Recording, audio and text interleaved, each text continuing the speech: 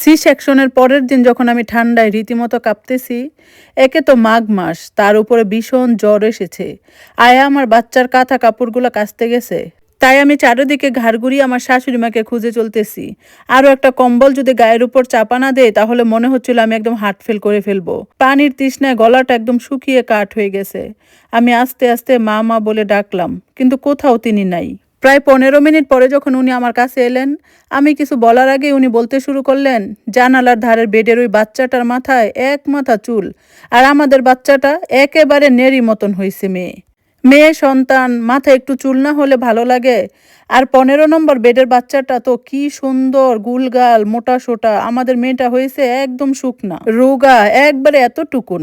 একে ধরবই বা কি করে, আর বড় করব কি করে কে জানে। তারপর ঠোঁট উল্টে পাশের বেডের পেশেন্টের মাকে বলতে লাগলেন, আমাদের সময় তো বাপু গর্ভবতী অবস্থাতে সংসারে সব কাজ করতে হয়েছে, কোনো যত্নার্থী পাই নাই। ঘরে যা খাবার হতো তাই খেতাম, কখনো ফলমূলও জোটেনি। তাও আমার তিনটে বাচ্চার শরীর স্বাস্থ্য হয়েছিল দেখবার মতন। বৌমাকে তো আমি এই অবস্থায় কিছুটা করতে দেইনি। আর খাবার, ডাক্তার, ওষুধের তো অভাব রাখেনি আমার ছেলে। আসলে এখনকার মেয়েরা এত তোয়াজ করে, সব যেন বেশি বেশি অসুস্থ হয়ে পড়ছে। কথাগুলো শুনে না আমি সি সেকশনের ব্যথার যন্ত্রণা ভুলে গেলাম। সত্যি কখনো কখনো না শরীরের যন্ত্রণার চেয়েও মনের কষ্ট অনেক বেশি ব্যথা দেয়। আমি রীতি, আপনাদের মতো একজন সাধারণ গৃহবধূ। স্বামী পলাশ ব্যবসায়ী, শ্বশুর শাশুড়ি, স্বামী, মেয়ে আর দেওরকে নিয়ে আমার সাদামাটা সংসার। মেয়ের বয়স এখন 4 বছর।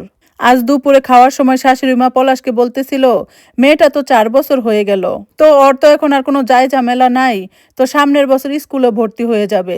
এবার আর একটা ছেলে নেওয়ার চেষ্টা করো, না হলে আমাদের এত জমি জমা সম্পত্তি সেসব কি হবে। আমি এখনো শক্ত সামর্থ্য আছি, মানুষ করে দেব। বয়স হয়ে গেলে আর কিন্তু পারবো না। ওনার কথাগুলো শুনে আমার মেয়ে হওয়ার পরের দিনের ঘটনাগুলো, ওনার শোনানো কথাগুলো চোখের সামনে যেন ভাসতে থাকলো। প্রথম মা হওয়ার পরে আনন্দ তো দূরের কথা, যে চিন্তা, টেনশন আর অবসাদ আমাকে গ্রাস করেছিল, তার থেকে এখনো আমি সম্পূর্ণ মুক্তি পাইনি। এরপর আবার সন্তান নেওয়ার কথা আমি চিন্তাও করতে পারি না, এটা তো আমার কাছে দুঃস্বপ্নের মতো।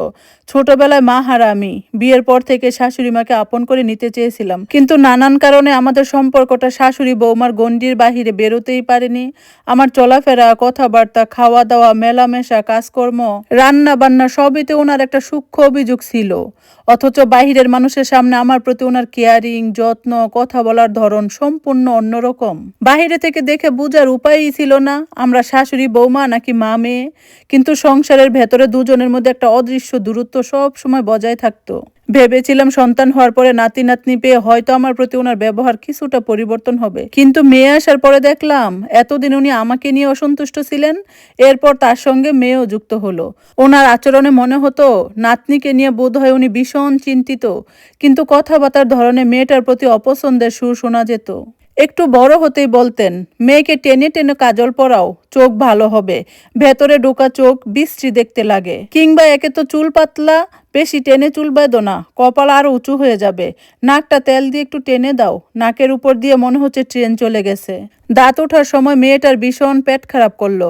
উনি এক রাত জেগেই পরের দিন সকালে এক মুখ বিরক্তি নিয়ে গজ গজ করতে লাগলেন। যেমন মা তেমন ছা, দুটোই হয়েছে পেট রোগা। সবচেয়ে আমার বুকে লাগতো তখন যখন উনি মেয়েকে খেদি, বুচি নামে ডাকতেন। বলতেন, ঠাকুমা দিদিমারা ওরকম আদর করে ডাকে, তোমার মনে হয় সব কিছুতে কুচিন্তা, কিন্তু একজন মা জানে তার কাছে এগুলো কতখানি কষ্টে, কতটা অপমানের। প্রত্যেক মায়ের কাছে তার সন্তানের মুখ পৃথিবীর সবচেয়ে সুন্দর মুখ। সন্তানের প্রত্যেকটা বুলি, হাঁটতে শেখা সব মায়ের কাছে পৃথিবীর আশ্চর্যতম জিনিস। সেখানে ঘরের মানুষ, কাছের মানুষেরা এই ধরনের কথা বললে মায়ের অবসাদ আসা খুব স্বাভাবিক। সন্ধ্যায় আটা মাখতে মাখতে উনি আবার আমার কাছে দ্বিতীয় সন্তান নেওয়ার কথা তুললেন। প্রথমে চুপ থাকলেও ওনার ক্রমাগত বলে যাওয়ার পর বাধ্য হয়ে বললাম, নাতনির শখ পূরণ হয়ে গেল, আবার একটা নাতি চাই।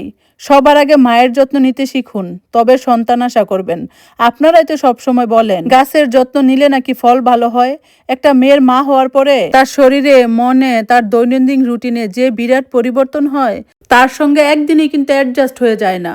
সে সময়টুকু তাকে যত্ন দিয়ে, কেয়ার দিয়ে, মনের জোর দিয়ে পাশে থাকতে হয়। তুলনা না করে সামর্থ্য অনুযায়ী তাকে সেরাটা দেওয়ার চেষ্টা করতে হয়। আমরা কি পাইনি আর সে কি পাচ্ছে, এই তুল্যমূল্যটা কি একটা সন্তান আসার সময় করাটা খুব জরুরি?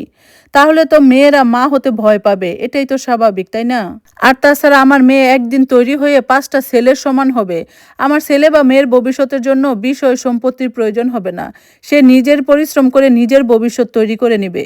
কথাগুলো বলতে চাইনি জানেন, তবুও জমে থাকা ভিতরে অভিমানের কথাগুলো কে যেন বলিয়ে নিল। সব সময় চুপ থাকা আসলেই উচিত না, কিছু কথার জবাব দেওয়া জরুরি। আসলে আমরা মেয়েরা তাদের এই সময়কার অবহেলা, সমালোচনা, খারাপ ব্যবহার, কটু কথা চিরকাল মনে রাখি। মেয়েরা সব মেনে নিতে পারে, শুধু মা হওয়ার সময় তার সঙ্গে হয়ে যাওয়া অন্যায় মেনে নিতে পারে না। কথায় আছে, কুপুত্র যদি বা হয়, কুমাতা কখনো নয়। তাই সন্তান আসার পর থেকে সন্তান বড় হওয়া পর্যন্ত এই কঠিনতম জার্নিটা মায়ের পাশে থাকার চেষ্টা করুন। তাকে প্রায়োরিটি দিন, আগলে রাখুন, মাকে ভালো রাখুন। দেখবেন বাচ্চা অটোমেটিক্যালি ভালো হবে। মাকে বাদ দিয়ে কখনো সন্তানকে ভালোবাসা যায় না, কেননা মায়ের থেকে সে সন্তান এসেছে। নতুন মাকে তার ক্রুশিয়াল সময়ে ভালোবাসুন, দেখবেন আজীবন সে আপনার কাছে মানুষ হয়ে থেকে যাবে।